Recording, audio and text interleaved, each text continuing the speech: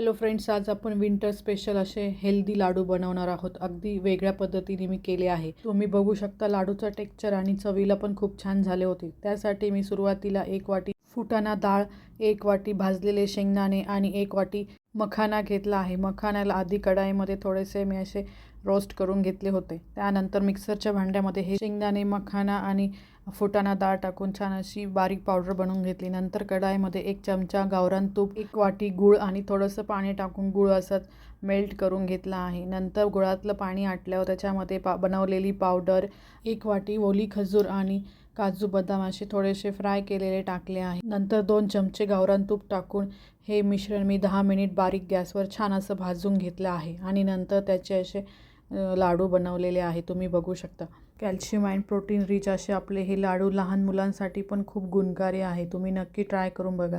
माझी रेसिपी आवडली असल्यास माझ्या चॅनलला सबस्क्राईब मात्र नक्की करा। थँक्यू।